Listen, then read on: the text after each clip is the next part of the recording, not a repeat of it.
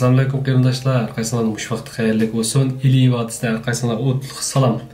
Xo'sh, endi bugungi darsimiz bo'lsa, nemis tilidagi jumlalar ichidagi eng muhim bo'lgan so'z turkumi, ya'ni fe'l to'g'riliq bo'ldi. Siz fe'lni tushunmagan ahvolasida va yoki uning turinishini bilmagan ahvolasida siz bir mukammal jumla tuzolmaysiz. Shuning uchun bugungi darsimiz menimcha biz hozircha o'tgan darslar ichidagi eng muhim dars o'qitish mumkin. Ham shuning bilan birga ravrus ta'sis bo'lishi mumkin. Mening bularni bilgim yo'q. Shuning uchun yana bir qatam tavsiyalarim, bu videoni ko'rayotgan vaqtingizda cho'qim oldingizga cho'rnivay tayyor qiling, undan sirt konspektingizga ham to'liq chiroyli radga yozib bering. Tushunmaganlaringiz bo'lsa qaytalab yozib to'xtatib oling.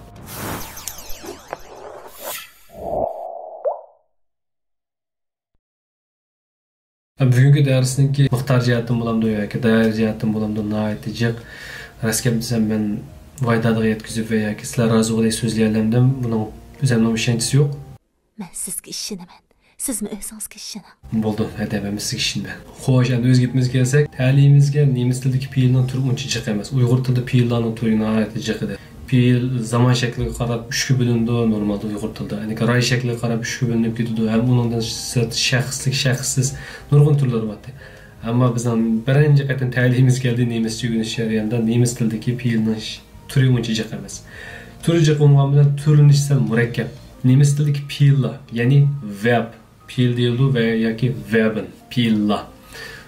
Ba'zi bir kitoblarda va yoki ba'zi bir o'rinlarda buni verb demak, tunvortmi deyildi. Ya'ni ish harakatini ifodalaydigan so'z degan. Xo'sh, biz yana fe'l deb olaylik, yoki bo'lmasa verb deb olaylik. Verb o'z ichidan 3 ga bo'lindi. Bu 3 tur bo'lsa, full verb, hilfsverb va modal verb. Buni hammasini bir-birlab o'tib ma'lummiz. Full verb bo'lsa, nemis tilidagi butun verblarning oldiki 97 yoki 98% ni egallaydi. Normalda eyilib, aytiladigan qilyaptimi, aytyaptimi, menayaptimi, chepyaptimi, mushdan har qanday bizda o'tgan full verbdir. Ammo full verb ya'ni o'z ichidan 2 turga bo'linib ketdi. Birinchi xil full verbni biz mukammal verblar deymiz. Ikkinchi xil full verbni bo'lsa, biz parchalangan fe'llar deymiz. Bu qanday degan gap desak, masalan, misol esa biz odatdagi turmushimizda deb o'tiladigan machen, gehen, schauen, sehen bu ishlarning hammasi dal full verb deydi. Ammo full verbning birinchi mukammal turi deydi. Ya'ni ba'zi bir fe'llar bor, buni jumlaga kelgan vaqtda ikki parchalanib ketadi. Masalan, misol bersak, aufräumen, ausgeben va hokazolar. Mana bu ham so'zlaganlarimiz fe'lning birinchi turi, ya'ni full verbdir. Xo'sh, ham ikkinchi turi. Belki deyishingiz mumkin birinchi turiga bir misol ilib o'tib ketgan bo'lsak-da. Ikkinchi turni cho'qim bir ta'kidlab, ya'ni bir ozroq yo'ritib qo'yishim kerak. Chunki biz birinchi turga, ya'ni full verbga misol olmoqchi bo'lsak, cho'qim ikkinchi turga murojaat qilamizga va ikkinchi turni ishlatamizga. Ushbu sabab men ikkinchi turni nihoyat qisqa bir yo'ritib o'tay. Ikkinchi turi bo'lsa, verbniki hilfsverb, ya'ni yordamchi fe'llar deb ataymiz Uyg'ur tilidagi bevosita tarjimasi. Yordamchi fe'ldan faqat 3 xil bor. Ular bo'lsa haben, sein, werden. Yani haben deganda bevosita tarjima qilsak ba degan gap. Ich habe deganda ba, ya'ni ishab kel deganda pul ba degan gap. Sein degan qarmoqqa sein bo'lgan bilan shaxslarda bu cho'qim turinib ketdi. Bu turni cho'qim yaxshi yodlashingiz kerak. Men buni to'g'ri topa olasiz. Bu bo'lsa ich bin, du bist, er sie, es ist, wir sind. Mana bu yerdagi sol tarafida kelayotgan bin, bist, ist deganlarning hammasi sein'niki turlangan turlar. Şunu siz ayrim bir yerlerde zaynni ko'rib qo'yib qolsangiz, ya'ni shaxslar bilan turlab berib zaynni kelib qo'yib qolsangiz, o'diqib ketma. Bu kelgan vaqtida faqat ich bin deymizki, yoki du bist deymizki deb shaxs qarab o'zgardi desangiz bo'ldi. Verdim bo'lsa normalda 3 xil holat ishlanadi. Birinchisiga kelgusi zamon ifodalash ishlanadi, yoki bo'lsa bir narsaning o'tgan zamon shaklini ifodalash ishlanadi. Uchinchi xil bo'lsa, uchinchi shaxs holatida, ya'ni abtur so'zi holatida yandan bayan belgi ahvolatda ishlandi. Balkim bu nuqtaga kelgan vaqtda nurg'on qarindoshlarimiz deyishi mumkin. Ajiba haben bilan sein Uyg'ur tilida tarjima qilsak, ich hab geld, menda pul bor. Bu yerdagi ba so'zi bilan ich bin arzt, men bir doktor. Bu yerdagi men bo'lsam bir doktor degi bu bo'lsam bilan ich habidagi haben ikkisi ajiba fe'l deb sanaladi. Uyg'ur tilida bu fe'l sanalmaydi, ammo nemis tilida bu fe'l sanaladi. Fe'l sanalganda bu yerdagi fe'l ham nihoyat bir muhim fe'l qatoridan o'rin oladi. Çünkü lan işletmeye ahvalasa siz o'tgan zaman şeklinde ifade beremeysiz. Deb o'tdik, hamma fe'llar asos jihatdan full verb bo'ldi. Va full verblar o'z ichiga ikkiga bo'lindi. Birisiga mukammal fe'llar, ya'ni parchalanmaydigan fe'llar, yana bir turi bo'lsa parchalanib ketadigan fe'llar. Xo'sh, endi misol olaylik. Ish esillarman. Bu hozirgi zaman şekilde ifodalangan ma'zillarman yavatıman degan jumla bo'lib, bu jumladagi formulasini biz oldin qatimliq dersimizde tuzib chiqardik. Ya'ni boshda subyekt keldi, ish, keyin verb keldi, s, onun iki lagman, yani obyekt to'ldiruvchi keldi. Xo'sh, bu faqat va faqat oldin qatimda deb o'tgan hozirgi zaman shaklini ifodalaydigan jumladir. Endi biz o'tgan zaman shaklini ifodalamoqchi bo'lsak, ishab lagman gegesin. Belki bayqam bo'lishingiz mumkin. Ish habidagi o'sha habi degan bayam deb o'tgan helps verbdir. Mana bu mishal ishlandi. Undan keyin ishab lagman, ya'ni to'ldiruvchi eng oxirgi kelgan gegesin bo'lsa, u esin degan so'zningki o'tgan zaman shaklidagi turinib ketgan fe'l shakli. Aldırma. Ben hiç tuqamadım. Shuning uchun bir fe'lni ko'rgan vaqtimizda biz buni o'tgan zaman shaklini qanday turlandi deganni cho'qim bilishimiz kerak. Masalan, esiniki gegesin bo'ldi. Gehen, ya'ni berishniki gegangan bo'ldi. Kaufinniki gekauft bo'ldi. Buni cho'qim yotishimiz kerak. Balki yaqtag'an aspekt chiqilib ketdi deyishingiz mumkin. Bak ansirab ketmam. Az zamondan keyin ijtimoiy turmushga texim yaxshi cho'kkan vaqtda, boshqalar bilan bo'lgan normal aloqada mush narsalarni asta-asta o'zingiz bilib va bilmay yotlab qolasiz. Ammo ba'zi narsalarni cho'qim yotishingiz kerak. Bilmagan bo'lsangiz kitob varaqlab yoki to'rdan ko'rsangiz, buni o'tgan zaman shaklini bilib olasiz. Bu sizdan texim to'g'ri jumla tuzishingizga foydasi bor deb qarayman. Xo'sh, endi o'tgan zaman shaklidagi biz qisqa bir formulasini yozib olsak bo'ladi. Biz asliki cümlemiz qaraylik, ishab lagman gegesin. Başta subyekt keldi, keyindan habi degan helps verb, ama biz bunu helps verb demay verb deb ataylik. Çünkü o'tgan zaman shakli bo'lganligi uchun boshdan ikkinchi verb keldi, undan keyin obyekt keldi, undan keyin yana verb keldi. Ama bu verb helps verb emas, balki full verb. Hem asosiy fe'ldir. Ama bu asosiy fe'l o'tgan zaman shaklida turinib ketishi kerak. Siz hergiz ishab lagman essin desangiz bo'lmaydi. Çoxum esini o'zgartirishingizga, bu shakliga qatta turlantirishingiz kerak. Shundalardan bu jumlaniki ma'no ifodalab beradi. Ya'ni o'tgan zaman shaklini ifodalab beradi. Masalan, misol olsak, yana ish kaufe t-shirt. Ya'ni men Mike City olib borman. Naq hozirning o'zida. Buning formulasi bo'lsa subyekt va obyekt. Bu hozirgi zaman shakli. Ish kaufe t-shirt yani o'tgan zaman shaklida ish habe t-shirt gekauft. Belki köken buluşmanız mümkün. Mana bu yerdeki habi yani başta o'tgan helps verbdir. Yani yordamchi fe'l. Uni eng beshida subyekt keldi, shaxs, bundan yordamchi fe'l keldi. Undan keyin obyekt keldi, yani t-shirt. Eng oxirida bo'lsa kaufinningki, yani asos fe'lningki turinib ketgan, yani zaman shakli qatta o'tgan zaman shakli gekauft oltida keldi. Buni cho'qim turlishingiz kerak. Shundalar, endi desak yana shu bu jumla ma'no ifodalab beradi. Biz hozir misol olgan ism bilan kaufin bo'lsa, full verbning ichidagi bir turi, ya'ni parchalanmagan turi. Xo'sh, endi biz parchalanib ketadigan turga misol olaylik. Ausgeben. Bu yerdagi ausgeben degan bu so'zga qarasak, bu so'zniki ayrim yolg'iz kelgan vaqtida ma'nosi sal jiq. Mening bilishimcha 8-9 xil ma'nosi bor. O deyman, o'sha fe'l o'zininkilar. Uyg'ur tilida bir fe'l faqat bir ma'noni ifodalab keladi. Bizninkida ba'zi bir so'zlarimiz bor, bir xil so'z bir necha xil ma'noni ifodalab beradi. Masalan, qil. Birinchisi qil degan gap badandagi bir xil mo'yni ifodalab bersa, shu bilan birga bir ishlarni qilishni buyurdi. Albatta buniki faqat ishki va ishibkasi bilan 3 xil ma'nosi bo'ldi. Ammo nemis tilida bunday emas. Ba'zi so'zlarning haqiqatan nihoyat jiq ma'nosi bor. Ammo bu yerdagi ma'nosini biz asos jihatdan ifodalangan ma'nosi xajlash degan gap. Bir narsani topshirib berish yoki berish emas.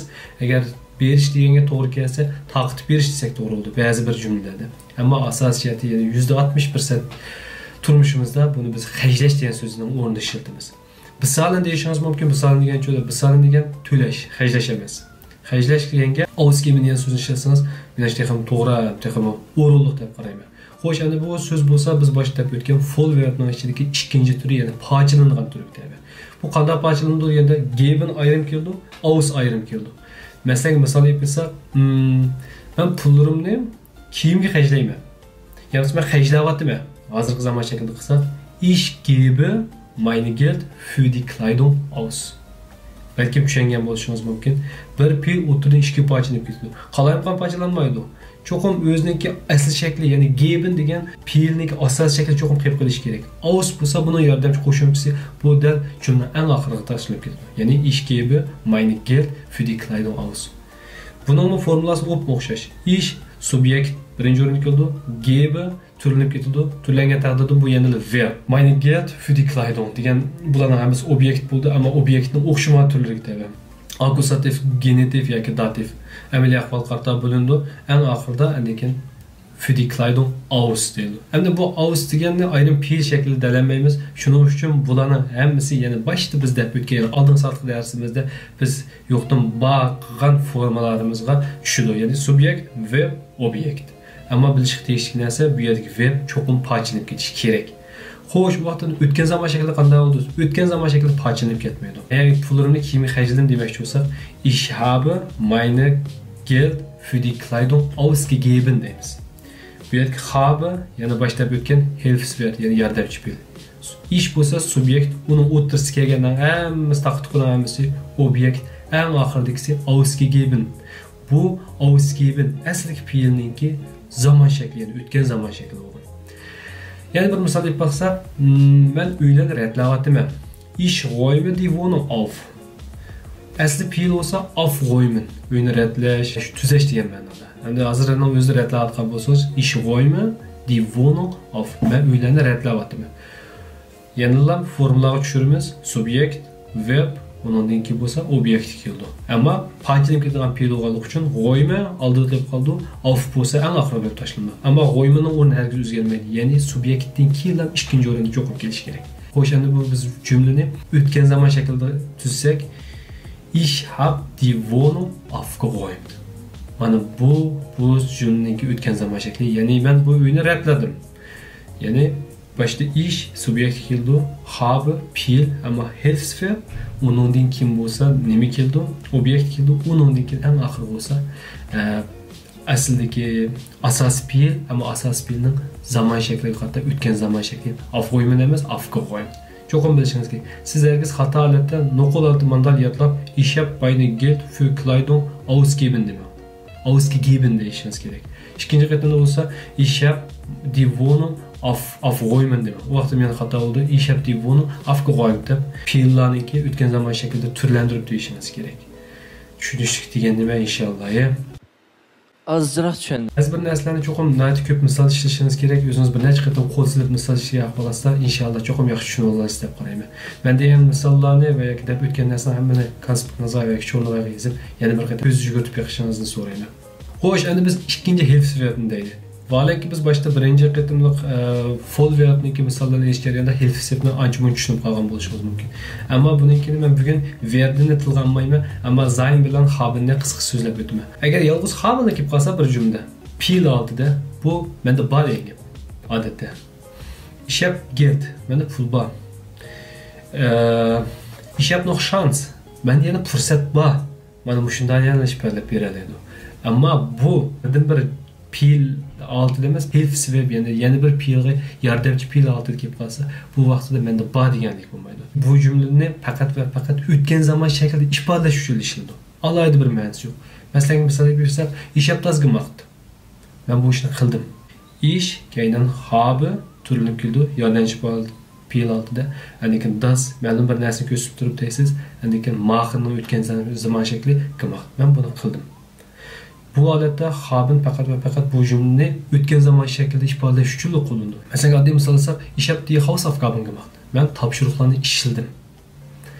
Agar siz men topshiriqlarni ishlatmadim demoqchi bo'lsangiz, habni ishlatmaysiz, ya'ni Hilfsverbni ishlatmay, ich mache die Hausaufgaben degan gap bo'ldi. Xo'sh, endi zaynga kelamiz.